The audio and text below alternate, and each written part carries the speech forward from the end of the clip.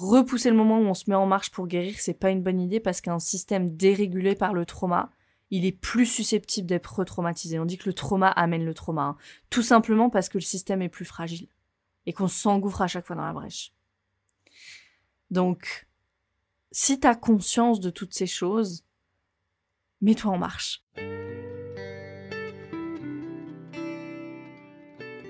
Bienvenue dans Pas de soucis, le podcast pour se libérer de l'anxiété avec Camille Thomas. Je suis Camille et avant d'être coach de santé, j'ai été une grande anxieuse. Je me suis libérée de l'anxiété le jour où j'ai compris que ce n'était pas dans ma tête. Pas de soucis, c'est le podcast pour celles et ceux qui sont fatigués par tout ce qu'ils ont essayé et qui savent qu'ils ont le pouvoir de guérir de l'anxiété naturellement. Alors si tu veux vivre sans anxiété et que tu as l'intuition qu'on ne t'a pas tout dit, ce podcast est pour toi. Je te retrouve tous les lundis pour explorer les pistes qui te permettront d'accéder au calme à l'intérieur de toi. Bienvenue dans cet épisode, je suis heureuse de vous retrouver. J'ai l'impression que ça fait longtemps que j'ai pas fait d'épisode solo. J'avais enregistré pas mal d'épisodes avant de partir dans le sud de l'Italie en vacances parce que j'avais pas mon matériel de podcast, donc je suis tellement heureuse d'être de retour sur le podcast. Dans cet épisode, on va parler de trauma. Tout le monde parle de trauma dernièrement. Il y a même un épisode, tenez-vous bien, il y a même un épisode avec les Kardashians où ils parlent de trauma, où je crois que c'est Khloé Kardashian qui va se faire un brain scan, genre un scan de son cerveau, et elle commence à parler de sa relation traumatique avec son ex-copain, etc. Je ne regarde pas ce genre de choses, mais j'ai entendu une coach parler de ça et j'étais là. Il faut que je sache si c'est vrai, ce truc. Donc bref. Si même les Kardashians parlent de trauma, c'est que c'est vraiment devenu commun, mainstream presque, on pourrait dire. Dans cet épisode, je vais parler du lien entre trauma et anxiété, et on va en parler vraiment, parce que comme toutes les choses qui deviennent un peu mainstream, on commence à en parler beaucoup, il y a à boire et à manger, on entend un petit peu tout et n'importe quoi, je vais le dire comme ça. Donc dans cet épisode, on va parler du trauma, on va en parler vraiment, et on va parler surtout du lien entre trauma et anxiété. C'est parti, on va plonger en profondeur, donc reste avec moi, on va y aller doucement, les choses vont être hyper claires et tu vas ressortir de cet épisode avec beaucoup plus de pouvoir, j'espère, et avec des moments les fameux aha moments, tu vas dire ah ok ça y est j'ai compris, je me comprends mieux. Voilà, tu vas ressortir de cet épisode avec beaucoup plus de pouvoir parce que quand il s'agit de guérison, la connaissance c'est le pouvoir et c'est pour ça qu'on est ici. Cet épisode va être en 2 parties pour que ce soit plus digeste. Donc quand on parle de trauma, on va parler bien sûr du système nerveux, vous m'entendez tout le temps parler du système nerveux, et on pourrait s'imaginer ce système nerveux, si on veut vraiment simplifier les choses, un peu comme une barrière qui nous protège de trop de stimulation, ok ? On va simplifier comme ça. Et si cette barrière elle est dépassée, que c'est trop vite ou trop tôt, voilà, notre système il est submergé, et c'est là où il y a trauma. Je vais revenir sur tous ces points, hein, mais là, juste pour donner un peu de contexte. Déjà, Sigmund Freud, donc Freud, il donnait déjà cette définition du trauma. Donc ça, c'est super intéressant. Il disait que c'était une brèche dans la barrière protectrice qui nous protège de trop de stimulation et qui nous mène vers des situations comme ça d'impuissance, en fait. On a l'impression de se sentir impuissant. Et aujourd'hui, les grands experts du trauma qu'on connaît, Bessel van der Kolk, Peter Levine, ils définissent aussi vraiment le trauma comme ça, beaucoup plus comme la marque que ça laisse dans notre système nerveux que l'événement en lui-même. Ça, c'est vraiment important à comprendre et on va revenir dessus. Pourquoi on a besoin de cette barrière qui nous protège de trop de stimulation ? Parce que tout ce qui est trop vite, trop tôt, ça empêche notre physiologie d'intégrer. Et là, vous voyez pourquoi on est dans une société hyper traumatisée, parce qu'on n'a plus de temps d'intégration aujourd'hui. On passe d'un truc à l'autre en permanence, alors que, par exemple, quand on arrive quelque part, c'est bien de prendre le temps d'arriver, en fait. Prendre le temps d'arriver, de revenir en soi, de reprendre son pouvoir, en fait. Parce que quand je prends le temps d'arriver dans un lieu, que je me reconnecte à moi, que je dis « Ok, je suis moi dans ce lieu, je suis super connectée, peut-être à mon ventre ou là où est mon centre », je reprends mon pouvoir. Parce que quand j'arrive dans un nouveau lieu, dans une nouvelle situation, il y a plein de nouvelles informations sensorielles qui arrivent à moi et mon système, il doit s'adapter en fait. Il doit littéralement se réorienter. Et ça peut se faire en quelques secondes, ça peut être j'arrive dans un lieu et juste je laisse mon regard comme ça me balader dans la pièce et j'arrive en fait. Donc, parce que si on fait pas ça, finalement, on est comme emporté par l'extérieur sans être connecté à soi. Et c'est ça qui nous rend plus fragiles.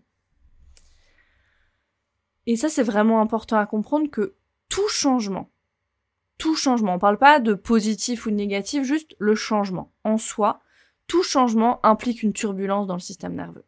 Donc, tout changement, c'est une petite activation, en fait. Donc, quand je me sens activée ou qu'il y a une activation potentielle, l'idée, c'est je reviens dans mon corps. Je reviens dans mon corps et je dis, ok, mon corps, c'est le container de mon expérience, donc je reviens à mon corps. Une petite pratique que j'aime bien pour faire ça, c'est la pratique des points d'appui. Ça peut être de sentir le sol sous ses pieds, par exemple. C'est tout simple, ça, et sûrement vous en avez déjà entendu parler, mais c'est super puissant. Ça peut être dans la colonne vertébrale aussi. Comment est-ce que je suis? Est-ce que je peux revenir vers une colonne droite, détendue? Voilà, je me sens aligné, là, présent, ancré. Ça peut être dans les mains aussi. Est-ce que je sens que j'ai les mains toutes tendues, alors je vais détendre un peu, ou est-ce qu'au contraire, il n'y a pas assez d'énergie, donc je vais les bouger un peu. On peut utiliser différents points d'appui comme ça dans le corps pour revenir et se recentrer un petit peu et prendre le temps d'arriver. Donc ça, voilà. Juste ce premier point de tout changement implique une turbulence dans le système nerveux. Donc déjà, un premier point d'action, laissons-nous des temps d'intégration entre les choses, même entre les actions dans la journée. Et ça va être hyper bienfaisant pour le système nerveux et ça va rendre notre système plus fort et plus résilient. Donc j'ai commencé il n'y a pas très longtemps une formation en Somatic Experiencing, qui est la formation de Peter Levine sur le trauma, et j'aime beaucoup la façon dont Peter Levine il explique le trauma. Moi j'ai lu pas mal de ses livres depuis un certain temps. Je vous conseille Réveiller le tigre, je pense que c'est le seul ou un des seuls qui est traduit en français. Et dans Réveiller le tigre, il explique justement le trauma. Mais je pense que moi, je vais vous le transmettre en mots simples ici parce que je me suis rendu compte que moi, j'ai eu besoin de beaucoup de temps pour bien comprendre, bien m'intégrer. Je suis revenue plusieurs fois sur plein de concepts. Enfin, c'est pas un livre qui se digère comme ça dès la première lecture. Et surtout, pour agir sur le sujet, t'as pas besoin de connaissances académiques, mais plutôt des grands concepts, des grands points qui font que tu comprends. Ça y est, je comprends ce qui se passe à l'intérieur de moi. Parce que tu vas voir, quand tu comprends ça, tu peux vraiment aussi intégrer, et ce que je répète moi souvent, on intègre vraiment le fait que mon système fonctionne parfaitement bien, en fait. Le fait que tu aies de l'anxiété, ça veut dire que ton système fonctionne parfaitement bien.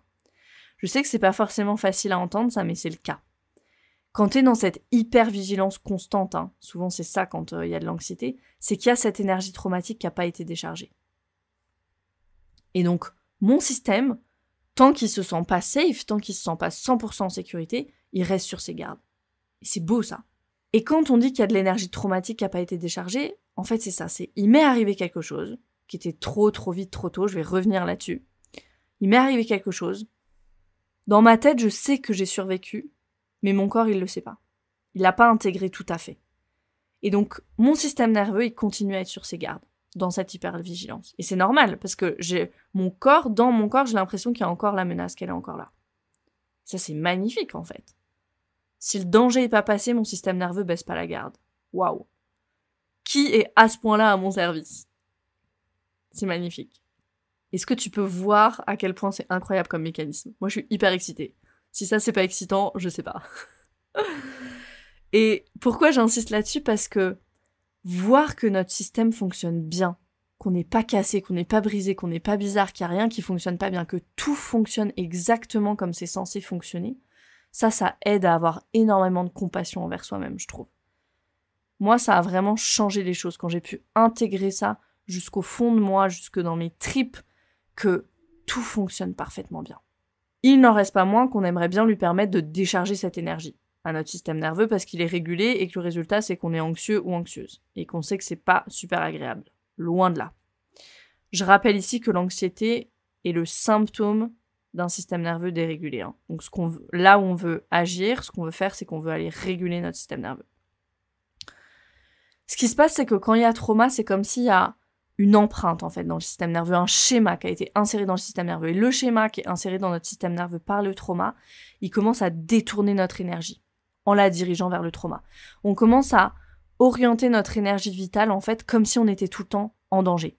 Au lieu de explorer le monde avec curiosité, avec joie, de façon détendue, on a l'impression qu'on est tout le temps en danger dans cette hypervigilance dont je parlais juste avant.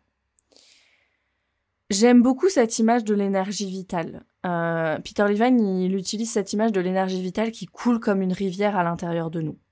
Et ça, c'est super intéressant parce que c'est un concept qu'on retrouve aussi dans les médecines ancestrales, d'ailleurs, en Ayurveda avec le prana, avec le chi en médecine chinoise, cette énergie vitale qui circule et coule à travers nous. Donc magnifique. Imaginons-nous une rivière qui coule en nous. Imagine-toi une rivière qui coule en toi. Cette rivière, c'est cette énergie de vie, ton énergie vitale. Et c'est ce qui fait que voilà, tu te mets en action, que ton corps est pas inanimé, que tu peux te lever le matin, te mettre en action, bouger, avoir des projets, etc. Et puis arrive le trauma, qui crée comme une brèche en fait dans la berge de la rivière. La berge de la rivière, des deux côtés, la rivière elle est contenue par la berge et bim, on a une brèche, le trauma arrive et brèche dans la rivière. Et l'énergie vitale, elle commence à sortir du lit de la rivière, en fait, comme s'il y avait une inondation, finalement. Et l'énergie, elle commence à être aspirée, l'eau, l'énergie, on prend cette image, elle commence à être aspirée par cette brèche qu'il y a dans la berge.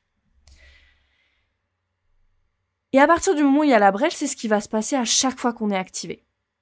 Notre énergie, cette rivière d'énergie vitale, elle va s'engouffrer dans la brèche et on va être aspiré dans ce que Peter Levine il appelle le vortex traumatique, avec tout ce que ça comporte. Donc, par exemple, beaucoup d'anxiété, des crises de colère, le fait de s'isoler quand ça va pas, ou au contraire de paniquer si on est seul, d'être dans l'agression, peut-être toutes ces réponses traumatiques qu'on peut avoir. Et on va être dans ce vortex comme ça de notre réponse traumatique. Et tu sais, c'est toutes ces fois où je me vois faire, mais j'arrive pas, je peux pas m'empêcher de réagir comme ça. Parce qu'on est dans le vortex, en fait. Et ce mot de vortex, il est super pertinent, moi je trouve, parce que le vortex, c'est vraiment quelque chose qui nous aspire, et c'est plus fort que nous. Donc c'est ça qui se passe.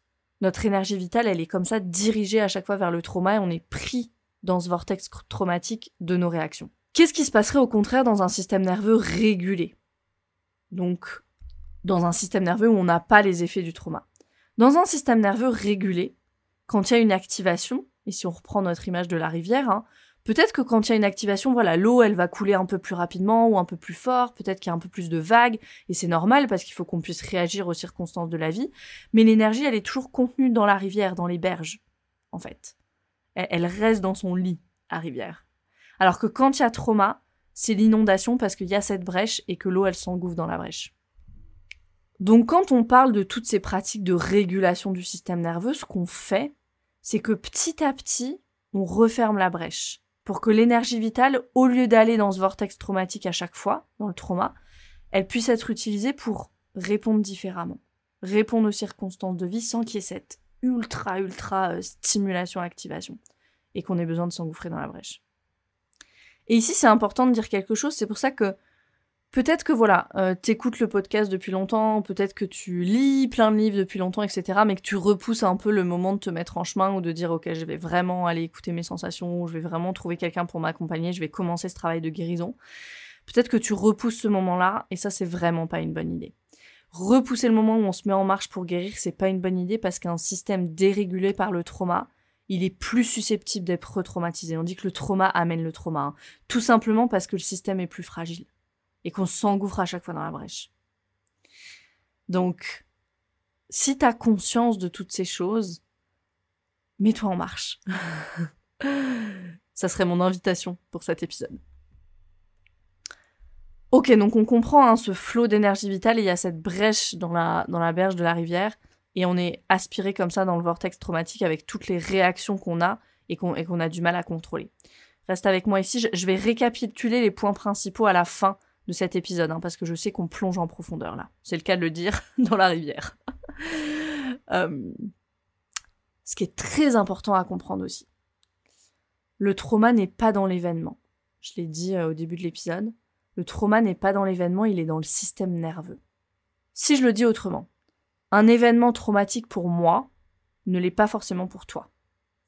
Ça dépend de notre histoire personnelle, ça dépend de l'état de notre système nerveux, ça dépend aussi même des ressources qui étaient disponibles à l'instant T, quand la chose est arrivée.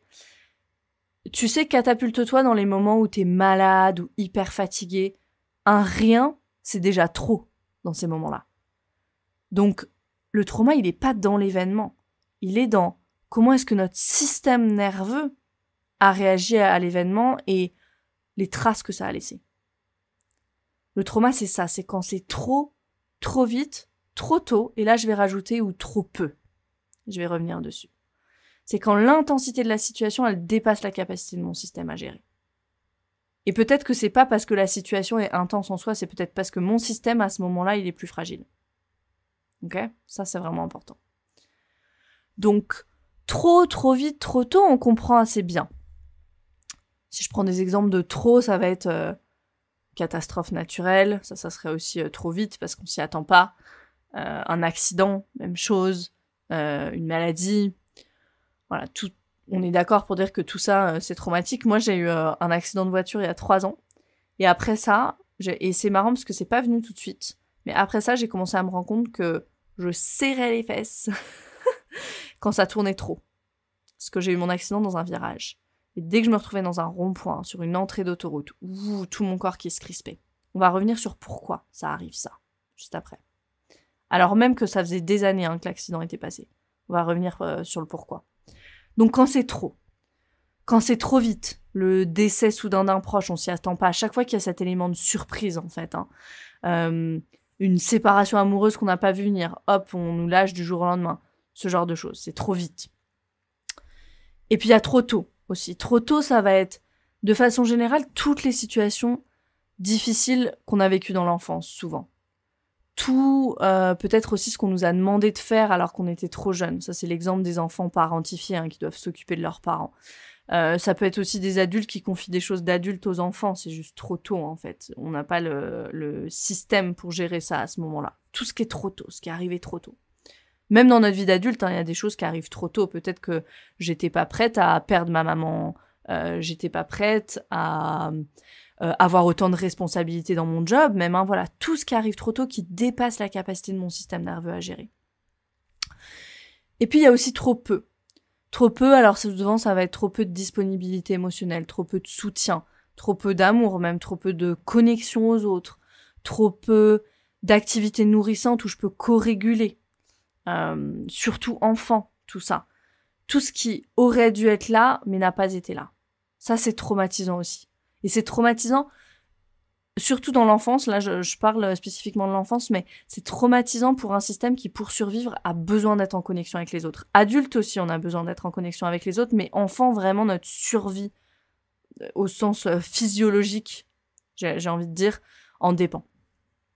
L'enfant, il doit sentir que quoi qu'il arrive, quelqu'un va répondre à ses besoins. Et quand c'est pas le cas, ça laisse des traces dans le système nerveux. C'est ce qui va perturber aussi notre façon de nous attacher aux autres, par exemple. Je vais prendre mon exemple, peut-être que vous l'avez déjà entendu dans d'autres épisodes, mais voilà, j'aime bien prendre des exemples pour... Ça aide à s'identifier, je le fais vraiment exprès de donner plein d'exemples à chaque fois comme ça dans le podcast, c'est pas pour vous raconter ma vie, mais c'est vraiment pour que vous puissiez... Voilà, je sais que moi, quand j'entends des exemples, ça se fait tilt et je me dis « Ah oui, ça c'est moi » ou « Ça c'est pas moi », mais du coup ça me fait penser à une autre situation, donc voilà pourquoi je donne plein d'exemples. Par exemple, moi, j'ai grandi dans une maison où mon père, il était tout le temps là, parce qu'il était malade, il travaillait pas. Mais il était pas du tout disponible émotionnellement. Il était complètement, maintenant, je peux voir qu'il était complètement dans ses peurs, dans ses traumas, dans ses ruminations. Mais pour moi, quand j'étais enfant, il était là, mais pas là en même temps, et source de danger aussi, parce qu'il explosait régulièrement de colère ou de rage pour un rien. Donc il y avait cette tension constante, il y avait de la violence aussi quand ça explosait, et en même temps, il y avait une présence dont aurait dû venir du soutien et de l'amour, mais c'était pas là. Donc, cette situation particulière, quand l'adulte comme ça devrait être la source de soutien, d'amour, de nourriture en fait, finalement émotionnelle, mais que ça c'est pas là et qu'au contraire l'adulte est source de danger, c'est un peu on sait pas sur quel pied danser, ça c'est la recette parfaite pour un attachement désorganisé. Donc je vais pas rentrer dans les détails de l'attachement ici et dans les méandres des styles d'attachement, je te renvoie à l'épisode numéro 16 du podcast pour ça, parce que ça serait trop confus là de tout mélanger. Tout est lié bien sûr, s'il y a eu des traumas et justement ce trop peu dans l'enfance, on a beaucoup plus de chances d'avoir un style d'attachement qui est pas sécure, en tout cas, donc bien sûr c'est lié, mais je vais pas aller dans le détail ici. Récapitulons pour cet épisode. Récapitulons ici et on se retrouvera la semaine prochaine pour la deuxième partie dans laquelle on parlera de nos réponses traumatiques et de comment guérir du trauma. Donc, 4 points très importants. Premier point, le trauma n'est pas dans l'événement. Le trauma, il est dans le système nerveux. Le trauma est pas dans l'événement. Un événement traumatique pour toi ne l'est pas forcément pour moi. Le trauma, c'est tout ce qui est trop vite, trop tôt ou trop peu. Tout ce qui dépasse la capacité de mon système à gérer. Donc si tu veux avancer un petit peu sur ce point-là d'ailleurs, juste tu peux commencer à peut-être lister les situations qui ont été trop vite, trop tôt ou trop peu pour toi. Et ça donne énormément de clarté. Ah ouais, ça en fait, il y avait du trauma à cet endroit-là. Ça aussi, peut-être que c'est pour ça que je réagis. Et ça permet vraiment de juste commencer à prendre conscience. On ne peut pas s'arrêter là pour guérir, mais déjà prendre conscience. Parce que souvent, avec nos yeux d'adulte, on peut dire « Oh, mais c'était ok, on minimise ou on dédramatise. » Mais non. Pour mon système, à ce moment-là, est-ce que c'était trop vite, trop tôt ou trop peu ? Donc le trauma, c'est tout ce qui dépasse la capacité de notre système à gérer. 2e point. 3e point. Le trauma détourne notre énergie vitale vers une réponse traumatique. C'est pour ça qu'on se retrouve dans ces réponses presque par défaut qu'on peut avoir et qu'on a tant de mal à changer. Et 4e point, le trauma amène le trauma. Donc un système nerveux dans lequel il y a des empreintes traumatiques est plus fragile et du coup plus susceptible d'être retraumatisé parce que le trop arrivera plus rapidement, en fait. Donc voilà pour cet épisode, un petit peu plus court que les épisodes de d'habitude. Pourquoi un petit peu plus court ? Parce que quand il s'agit de trauma, je sais qu'il y a beaucoup de choses qui peuvent se réveiller à l'intérieur de nous quand on parle de ces sujets-là. Donc prends soin de toi. On veut surtout pas que ce soit trop avec cet épisode. Et quand il s'agit de guérir du trauma, on veut vraiment prendre les choses par tout petit bout. Parce que le trauma, c'est trop vite, trop tôt. Donc, quand on guérit, on veut faire exactement l'inverse et on veut se donner le temps d'intégrer, de digérer les informations. Donc, si tu as besoin de réécouter cet épisode au calme, peut-être en prenant des notes, peut-être en étant un petit peu plus ancré aussi dans ton énergie ventrale, en sécurité, voilà, d'envoyer vraiment un message de sécurité à ton système nerveux avant d'écouter cet épisode.